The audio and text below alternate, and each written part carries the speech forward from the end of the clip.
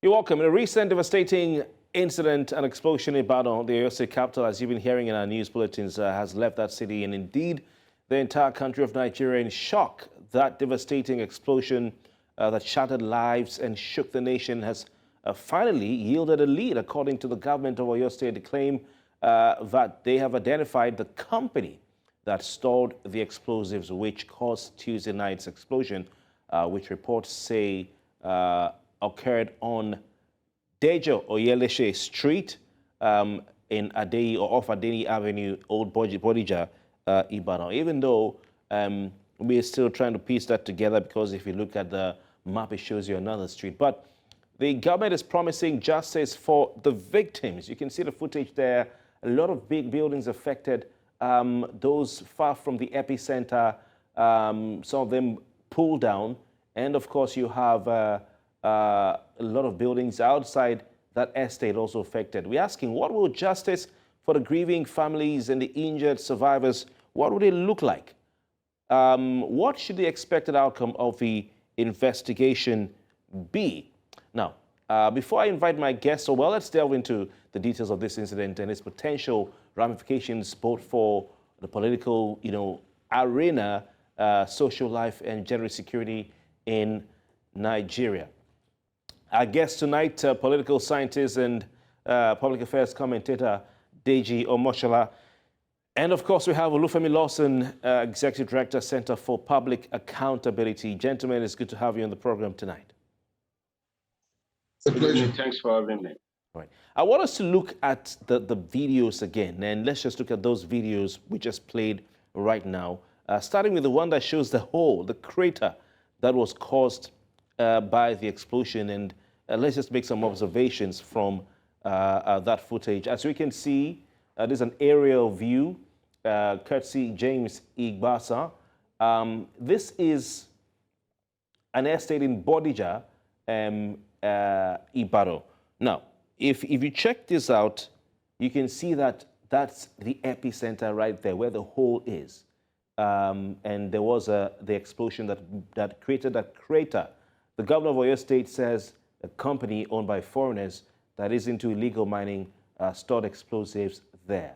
And it's quite interesting to know. I want us to show some pictures because we went to Google Map just to get the information to see a comparison, do a before and after analysis. So if we can get those pictures for our guests and then the audience to see of the building where this incident occurred before the explosion, I would like to look at that. But Google Maps says it is Adeyi Oyelese Street. That's what Google Maps says, even though the reports are telling us that it is Dejo Oyelese Street. That's something we'll have to look at. While waiting for the pictures to come on our screen, I'll go over to you. I'll start with our guest tonight, Olufemi Lawson. What's your assessment of the state government's immediate response? You're talking about Oyo State government to this particular tragedy. Olufemi. Well, first of all, let me condole with the families who have lost their loved ones, and those who have also lost properties. Some of those properties are owned by people who have lived there for decades. I'm very familiar with Bodija. I haven't lived around that vicinity before, and I can tell you that majority of people who own residences there are retirees, retired academics, civil servants, and the likes. It's an area occupied by very old, aged population of civil servants in Oyo State. So it's very tragic, and a lot of life savings have gone as an effect of that unfortunate blast. But one thing that must be said is this: what the people have been unfortunately made to pay for is fundamentally the failure of states. And I don't want to solely put this blame on the foot of the state government, especially when you look at its response, as it was immediate and encouraging when this incident occurred. Okay. The unfortunate aspect of this. Lawson, I want you to pause on who is to blame for now. We'll come to that shortly, I promise you. But I want, are you saying that you are satisfied with the response of the Oyo State government?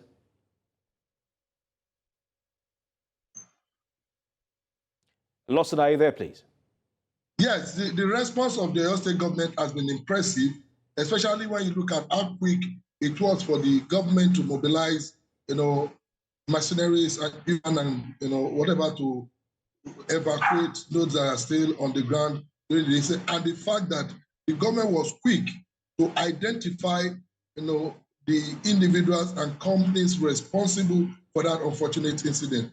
Okay, Lawson, thank you very much. I want to go to Deji Omoshola. Deji, thanks for your time tonight.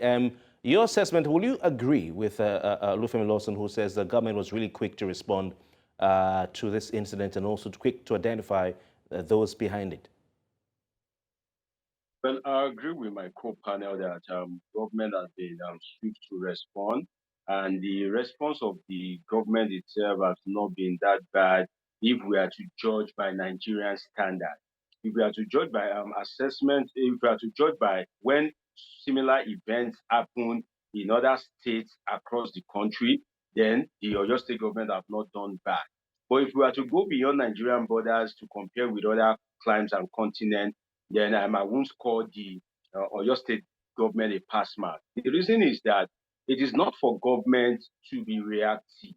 It is for government to be proactive, to make sure that all areas are covered in the sense that such occurrence will not occur. For an explosive of that magnitude to find its way into a residential environment leaves much to be desired from our government. And government itself has indicted himself by using the word illegal miners. You see, there are some words that should not be used by government, that when it is used, it is government indicting itself. For a government, all right. Deji, we'll come to that shortly. We'll come to all of that shortly. Very interesting points you and Lawson have raised. But I want us to look at now the federal government of Nigeria. The president released a statement, and of course he asked for those behind and responsible for this to be punished, is what the president said. Those behind this should be punished. Are you satisfied with the way the Bola Tinubu administration has gone about responding to this unfortunate tragedy in Oyo State? Back to you, Lawson, please. Well, in dealing with perpetrators, as demanded by the president, it is important that we also know the role that the federal government is playing in encouraging activities of characters like those who have been described, as illegal miners who are responsible for this blast, who in the first place authorized, the activities of these miners, whether legal or illegal. What role is the federal government playing in regulating the activities of these characters? So it is not enough for us to wait for unfortunate events like this to happen before we begin to threaten to deal with perpetrators. Government must also accept responsibility and accept its failure to do the needful by encouraging such characters who have become danger, to our society.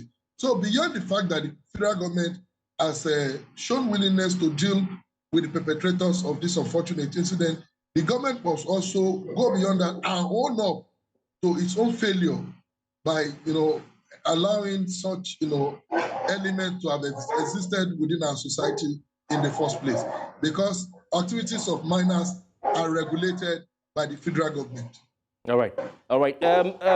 Deji, Nigerians really responded, overwhelmingly to this disaster, and we had some civilians who were part of those who were first responders. We had people going online, sharing information, even before government got on top of this. We had medical doctors, reporting to hospitals and people going online to say, we need blood in XYZ area of Ibadan. If you can come donate blood, please do so. What's your take on the civilian response, those who came out as first responders and those who went online to try and share information, and those doctors who came out to help? What are your thoughts on how Nigerians responded to this in the immediate period of this after this explosion? kudos to Nigerians. Nigerians have always been their brothers' keepers in trying times like this during an emergency and disaster. And kudos to the first responders who are actually the people in that environment that would have come up with different ideas, try to rescue people before the government agents stepped in. It is quite commendable that the government agent as well stepped in on time. And we should thank God for the evolution of social media that, I think that's usually, that douse the panic. Unlike the bomb blast at Ikeja then, I remember I was in Lagos that particular year, and when the bomb blast was going up, some people were saying, oh, maybe the world is coming to an end. Maybe, there are different theories, different, issues flying down the place. But now, with the advent of social media, as bad as some people think social media is, it has been a tool to call on people to donate, their blood, their properties, their home, their expertise to the people in their need at that point in time. So for the citizen respondent, I think it is quite phenomenal, and the people in that environment should be commended for their action. All right, thank you, gentlemen. I want us to look at the scene just before, this is some years ago from Google, before this unfortunate explosion struck. If you can look at those pictures, it seems like, Lawson, I agree with you. If you look at the images from Google before that explosion, can we have the pictures, please? You'd see that the area is what they call in Lagos old money. And so you're right. Lawson, am I correct that that's an area inhabited by? Yeah, you're very correct, yeah. Okay, all right. So this is a building that was in the location of that crater, that explosion. And you can see there are two garages there. My suspicion is that one of those garages is where the explosion may have occurred, if you look at the location of the crater. And you can see now the building is no longer there. It's no longer there. I want to go back to you, Lawson. Olufemi Lawson, are you buying the storyline that this is as a result of explosives stored in this building here? On what Google is telling me is not the particular street that we see in the papers, but Adeyi Oyelese Street. Are you buying the story hook, line, and sinker that activities of illegal miners led to that hole we're seeing in the ground right there? Right. You see, if you look at the volume and the amount of explosives that must have been kept in that facility, I don't think it is not enough to have created the kind of impact that we have seen aftermath of this blast. And you understand that available pieces of evidences that have been picked at the site during the visit of the governor of Oyo State, and of course by responders who have been working on the site, indicated that these are not individual miners. These are companies which has the capacity to have stored. You understand? Like I told you, I've lived in that part of Ibadan before, and before I never knew these people could even be accommodated in facilities as such in Bodija. In the past, we have had miners, resident in communities around Ojo, Agbowo, Shasha, in Ibadan, which are places that are closer to the exit point, in Ibadan, where they travel through to, embark on their mining activities. So to be, imagine that they would be accommodated in such an elitist area like Bodija, it's even surprising. But if you look at how these people have operated in Oyo State and parts of Ogun State over the last couple of years, you want to agree that it is not impossible to have had that volume of explosives kept, especially when you could see garages in that. These guys just look for facilities that can be completely rented, in some cases bought, where they can secretly keep some of these explosives like they were doing in Bodija, unfortunately, not knowing that it could lead to this grievous incident that we have experienced. So I don't want to disagree with those who have said the volume of explosives kept in that facility was enough to have caused this level of devastation that we have experienced in Ibadan. All right. Deji, I don't know how familiar you are with Ibadan, like Olufemi Lawson is, but we saw the explosion have effects, as far as a place called Ace Mall. I don't know how far, I need to check again to see how far Ace Mall is from the epicenter of that explosion. Are you buying the storyline that this explosion was caused by activities of illegal miners? Because not just the building itself, other buildings in the area came down. It looks like a scene from somewhere in Gaza, where Israeli military or air force will probably strike a missile and you see a lot of buildings going down. I'm not saying that's what happened. I'm just asking you if you think the government needs to look at some more at this to know what exactly is going on, or you buying that story hook, line, and sinker? Well, I buy the storyline partially in the sense that, you see, these explosives that miners use are supposed to be used like, let's imagine, underneath the soil. So if they encounter like a big rock, they may need such a strong explosive to kind of like pull up that effect, that strong force, so that the rock can give way. So I won't rule out the effect, the fact that it might be the activities of miners. And at the same time, when the report came, based on the security situation we've had and some of the incidences that had happened in Ibadan that led to the advocacy of Sunday Igboho and all that, I couldn't help but think maybe there's a terrorist aspect to it, based on if the antecedent of Nigeria and particularly the peculiarity of Oyo State in recent times is anything to go by. But at the same time, it is what government tells the people that we have to go with. So it is not left for the government to make sure that if it is not the activities of illegal miners, then government has to be on its toes. And the next few days, few weeks, few months will reveal what actually happened. Because if it is the activities of illegal miners, such will barely occur soon. But if it is the activities of terrorists, then that means that for them to have struck now, they must have positioned themselves strategically. So the next days, the next weeks would reveal what actually happened. I know that government in this kind of situation has the responsibility to manage, the opinions of the citizens so that it doesn't trigger into crisis or conflict and all that. That's fine. But the story of government that I'm not buying is, if you look at the image on your screen, that is a largely residential area. There's so many buildings there, and the blast reportedly occurred around 8 p.m. Now, 8 p.m. is when people would have resumed from work, is when family would be preparing to have dinner or having a good time together. So if this kind of blast with that big hole that I'm seeing occur in such an environment, and if you look carefully into the image being shown on your screen, you see that most of the roof in the house that are still standing, are all gone. The roof was seriously affected.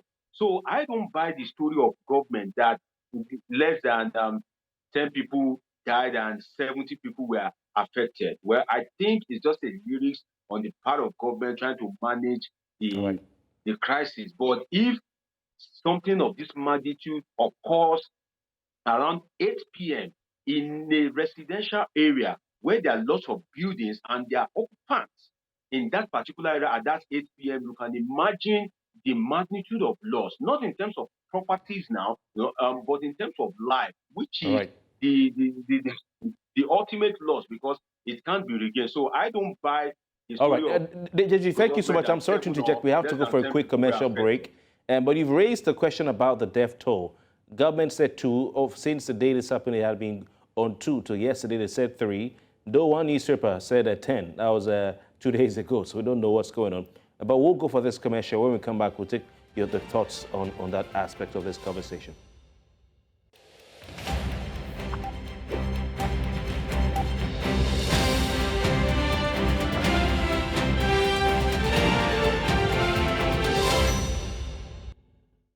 Right, welcome back. It's still Politics HQ right here on News Central Television. Still with me, Olufemi Lawson, Executive Director of the Center for Public Accountability, and Deji Omoshola, political scientist. Gentlemen, thanks again for staying with us. Tonight, we're still looking at the unfolding events coming from Oyo State, Ibadan, the capital of Oyo State, following a sad explosion, which so far authorities said has claimed the lives of 3, if not more. But before we went on the break, Deji, you were talking about the death toll. The Oyo State government, Governor Seyi Makinde, has told residents to desist from spreading fake news about or speculating about the numbers. That's the numbers of those who have died. I mean, are you sure we're not getting into that realm when we are asking, okay, is it just 3? Because the same thing came to my mind too. When I saw the scale of the devastation. I mean, there were vehicles that were not very close to that building that were mangled, vehicles that were gone. You couldn't see them again. So I don't know. Maybe we should just stay with the government's position. Maybe it's because of the swiftness of the response by the state government to try and rescue those who were trapped in the rubble. That's why we're seeing this low level, sorry to say, relatively, of casualty. Deji. You see, government needs to realize that when people speak about casualty, it's not so that they want to mock the government or trigger conflict. It is also about response. It is also about compensation for the victims, for the families, and all that. So it is not gaslighting. But it is one thing for government to say something. It is another thing for you to, as a citizen, for you to reason based on the reality of things, especially with the kind of government we have, successive government that we've had in Nigeria. For me, if you look at that magnitude of explosion, don't forget that it is a sudden explosion. Sudden explosion. Now, I don't think anybody in that house would have survived. And is government saying that as at 8 p.m., there is only maybe 5 people in the whole of that building upstairs? Maybe it's like a maybe 2-bedroom flat or 3-bedroom flat. You see, we need to be realistic with ourselves in such a way that we don't kind of like tell our citizens that they are stupid. So even if government is going to, pardon my word, lie, at least we should be able to lie reasonably. But for you to say that this kind of house that I'm seeing on your screen went down at 8 p.m. and the casualty is only 3, to me, it is blatantly untrue.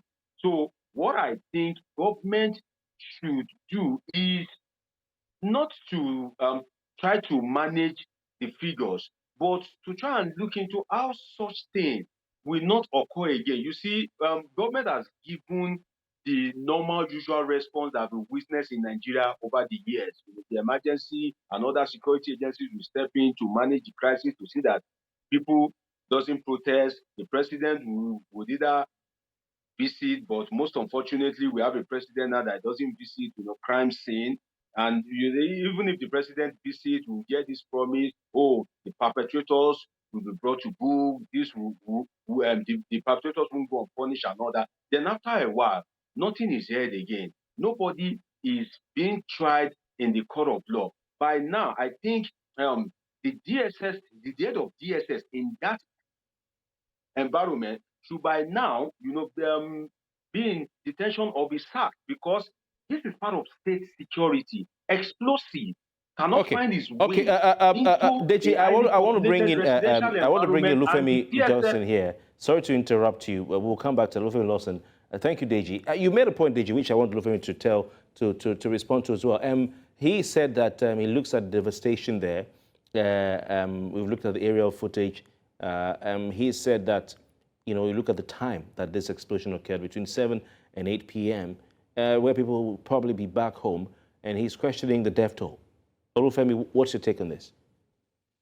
Well, I think that point is valid, and we must also, understand, like I said, that it's an area where most residents are, older people, and it's practically it's difficult to actually agree with the number of casualties, but I think one thing that is also responsible to the limited number of casualties was the swiftness of response, both from the state institutions and the citizens. Immediately that happened, you saw volunteer medical doctors, volunteer ambulances, volunteer, health workers rushing to the site. In actual fact, people were taking victims away to the hospital in their private vehicles, like we saw in so many visuals, on that night. So this may have been responsible for the limits in the number of casualties, because many of those who eventually made it to the hospital may not have made it to the hospital alive if the responses were not coming the way they came that night. So I want to believe that must have been responsible for the limited number of casualties, but still, the question still needs to be asked that with the level of devastation witnessed, are we saying only 2 people died in the number of buildings that came? It was not only that building that came down. Other buildings around also came down. So these are the questions that we cannot but ask. But I think most importantly, the level of response of our citizens, greatly impacted on how, we're able to limit the number of people who would have been lost to that incident. Okay, we can see all the buildings there. We saw the videos at night. The dust from, you can see that hole. The dust from that explosion was felt as far as Awolowo Road, where A Small is. Olufemi, yes. I'm sure you know Awolowo Road, that Bodija, Bodija roundabout, Oshun Tokun Avenue. All those places are where we saw the dust. And it's a 4-minute drive, just a 4-minute drive to all those, that roundabout, yes, Bodija roundabout, if that's what it's called. So it was really intense. But how, and Deji touched on this, I want to go back to Deji, how are people able to, individuals able to, if the government storyline is what we're to go by, how are they able to convey what sort of explosives are we looking at from wherever it is to such a site? Let's just assume that they did not create the explosives there, but even if they manufactured it in that place, the ingredients and the chemicals they used or whatever components they used would have been transported there. Will it be too hard? Because you mentioned the DSS. Will it be too hard on the DSS, on the police in Ibadan? If we expect that things like this will be discovered in transit. Deji. You see, this kind of incidents occur when we have strong people instead of strong institutions. It is not impossible that during the transportation of the explosives to that particular site, maybe 1 or 2 security agencies must have intercepted maybe the police at the checkpoint or maybe the road safety or something. It is highly possible that 1 or 2 security agencies must have interjected. But you see, we live in a country whereby we have strong people. One call from one big man or from one person will be like, oh, they are my goods, release them. And what we follow is, yes, sir. That's what we follow. So, and when people go to report, immediately maybe you go to the police station and, then they hear the name of one big man, even the police may be reluctant to act. You see, the sad aspect of it is that most of the things that these foreigners, these illegal miners, that they come to do in Nigeria, the sad aspect is that we cannot do that in their own country. But we can't really blame them because they are being aided and abetted by Nigerians themselves. And it is very sad that people that find themselves in position of authorities, sometimes even traditional rulers, are part of, the carcass that perpetuate illegal mining in this country. And it is sad that you now collude with foreigners to now harm your own citizens. Before any mining goes on in any place, there's something we call EIA, Environmental Impact Assessment. First, mining is not to be conducted in anywhere that is that people are residing.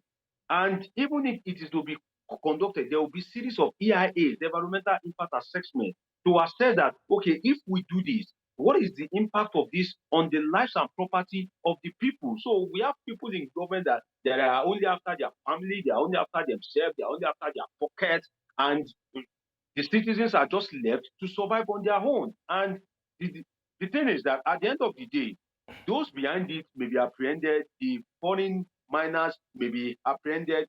The sad part of it is that lots of loss has been done.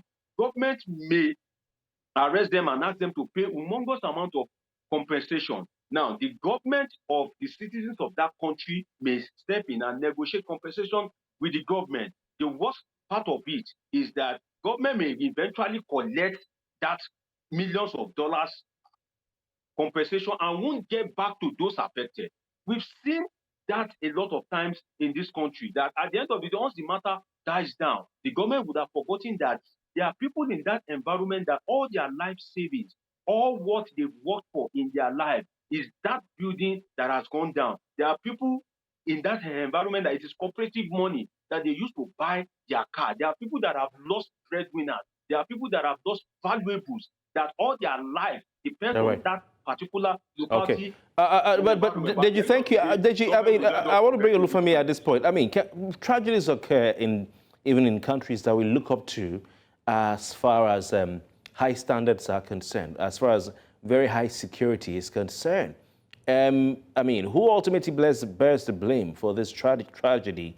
Are we looking at individual actors? Would you say no? Rather than individual actors, we're looking at systemic failures. Or would you say it's a combination of both? Because looking at Deji's argument, you know, in some countries, even just near the center of government, you have explosions, you know, and there's nothing they can do about it, only to respond.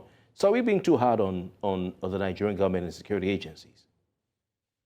No, we are not being too hard, and if there are reports of explosion in other climes, I'm very sure they are not usually such that are created by man in such a manner that gives no regard to the life of citizens. Let me tell you this, either they are legal or illegal miners. The idea is that these explosives are most likely imported into the country, either through legitimate or illegitimate means. And as such, there must be regulation. If I'm taking delivery of explosives from the port, for instance, as a miner, and it is known that it is for the legitimate business of mining that these explosives are going to be used to, where is the institution that is monitoring my storage of this explosive? Where is the institution that is monitoring the fact that I am not bringing in these explosives to do something against the intention which I've declared is, you know, the explosives are being imported for? What if truly they were miners, either legal or illegal, and they are brought in explosives for other purposes, you know, against the belief that they are using it for mining purposes? It is because we live in a society where there is no orderliness, where the institutions are busy, you know, at the ports, doing nothing to ensure, you know, the protection of the society that is paying them to do these jobs. It's very unfortunate that explosives could be transported from wherever it has been transported to, and we are not interested in the places where they are going to be delivered. We should be interested because there are standard procedures, even in the mining law, in the mining regulations, that stipulate where you must keep your explosives and other materials that are involved, you know, in the mining activities. They are clearly spelled there under the laws governing the, you know, mineral exploration in Nigeria. So it is not enough for anybody to have assumed that a sane human being would transport explosives and go and keep it, you know, under the bedroom of some people in Bodija. But because there's no regulation, because we do not monitor not only the activities of miner, every other sectors of the society, then we find ourselves in this kind of unfortunate situation. Yes, interesting point you've raised. Deji, the federal government has set up a committee to review the laws on explosive storage. In particular, they are saying they want the committee to review the laws guiding the control of explosives in the country, following what happened in Ibadan. Will this help? It would help. At least government is acting. Sadly, it is the usual government style of being reactive instead of being proactive. But I think it's a step in the right direction. Now, taking such action at the heat of the unfortunate disaster is one thing. Having the zeal, the vigor, the rigor to follow it through and make sure that you stem the tide of such disaster from happening in the future is another thing. Unfortunately, in Nigeria, what we have is this gra approach. In other words, when things happen, government, appears to be acting, appears to be on the part of this citizens, appears to be doing all possible to kind of like arrest the situation. But at the end of the day, once things dies down, government itself, the beat also goes low. So I want to see All a right. change in this administration of President Bola Ahmed Tinubu, that government should walk the talk and make sure that the DSS, the police begin to come not only in Ibadan, in Zamfara, for instance, any community where there are valuable mineral resources. Okay. This has given what we can call an expo to the government, and I want to see a holistic action that will stem the tide. Thank you, Deji. You're still watching Politics HQ. We have more questions before we sign off on the program tonight. Let's take a quick commercial break. We'll be right back. Stay with us.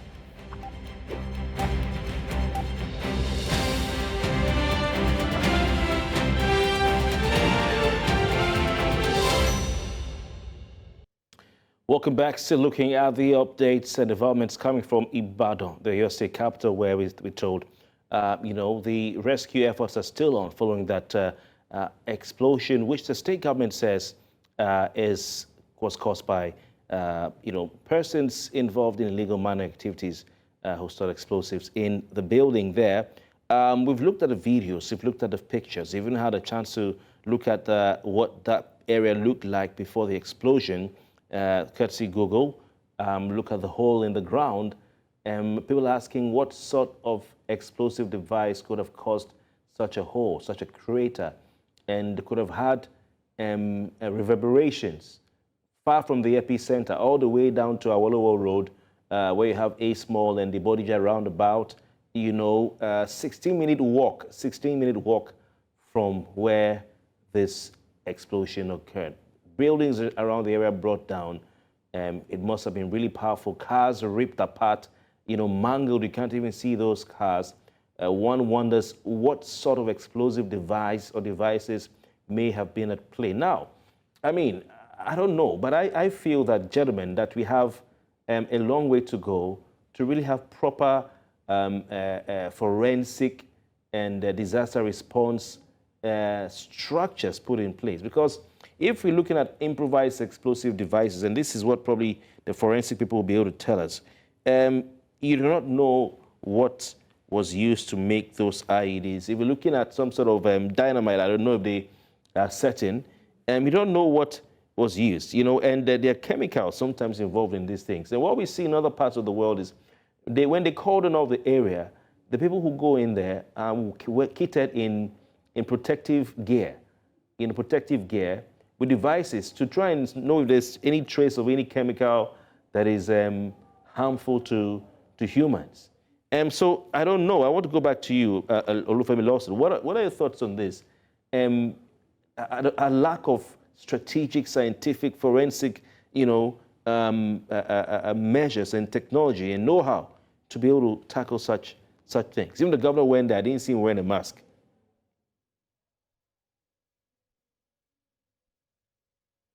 Olufemi Lawson, please. Okay, yeah.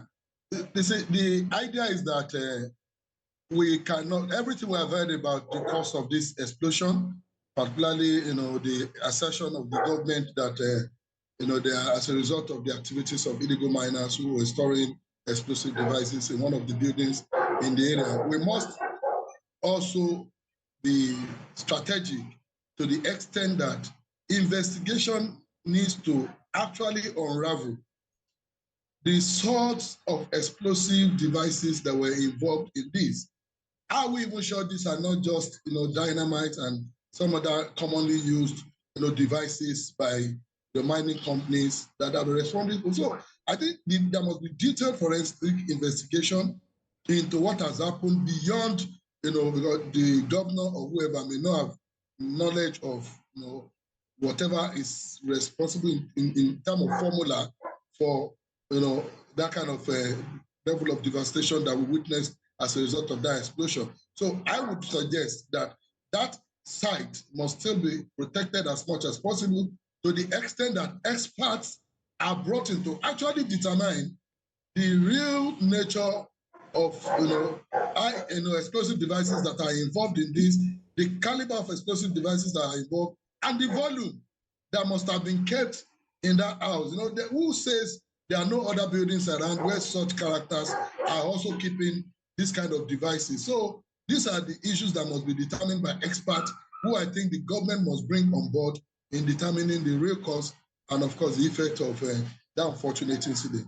All right, Deji, thank you, Olufemi. Deji, I was really worried when I saw the crowd and everyone there trying to rescue people. Indeed, yes, indeed, we always hope that those who are trapped beneath the rubble should be rescued on time. I've been personally at such sites before, and it's not easy. As the days go by, the thing begins to sink into the ground. People are covered under. You can't get them out. But what are your thoughts on the fact that even just getting either chemical, or, that they can even use it to trace which country some of these things may come from. And we didn't see any of those I haven't seen any of those scientific kind of devices or people clad in overalls and say, hey, everybody step aside, we want to take samples. I've not even seen anything coroning, just digging through. Deji. You are right, Kofi. It is actually not difficult for government to be able to trace the origin and the kind of chemical materials that we use and the kind of explosive. If government before now is a government of record, government will just go into its record to look at it that, okay, which companies were licensed to mine in Ibadan, as a state. Then government can begin to go through the records that what kind of mining. Don't forget that there are what on the street that some of these miners, when the security agencies approach them or try to raid them, they present, certificate given to them by the federal government authorizing them to carry out such activities. Under such circumstance, is it proper that we call them illegal miners when the government has given them, license to operate? So, if we are to call them, we can call them legal illegal miners. Well, Deji, now you're making us think we have to bring in Dele Alake to probably say something about this. But I want to quickly ask Olufemi Lawson. Some are asking what sort of mining operations or activities we have in Oyo State. Are you aware of any such? What minerals are there? Well, there are a lot of mining activities going on around, Oyo State.